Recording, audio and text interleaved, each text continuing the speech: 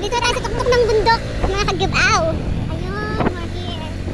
Malapit-lapit na, konting tiis na lang. Insan. Tignan nyo yung anong tawag din, yung clouds. Nasa akin na. Pusok pa lang. May sunog pala doon, hindi pala clouds yun. Yan o, mga dry. Dito yung kanina ng mga palay, aso. Nangyari natin driver ko ba yan? Di ba clouds yun? Baka pa. Clouds yun. Sliding fish pan. Nauwi, nakakabura na yun. Sobrang init dito yung fish. A few moments later. Nakadadaldal namin dalawa ng pinsan ko. Hindi namin namalaya nakarating na pala tayo mga kagubaw.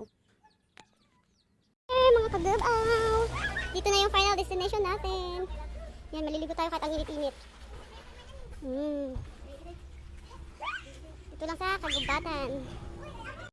Uwian na mga kagubaw. At yun yung isang gubaw naglalakad. Hindi ako pinapansin. Tapos ayan. Yan po yung tsura ng pinuntahan namin dito sa Mugaw Splash, Kagubatan. Part din to ng Mountain Province, Bauco Mountain Province. Yan po yung, ayan, ganyan yung itsura ng pinuntahan namin. Nandito lang tayo sa likod ng Mount Clitoris. Ayun yung Mount Clitoris, sa likod tayo.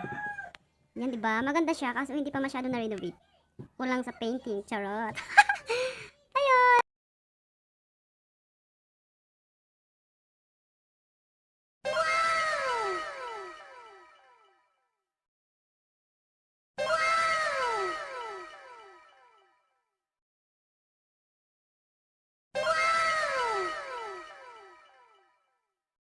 2,000 years later.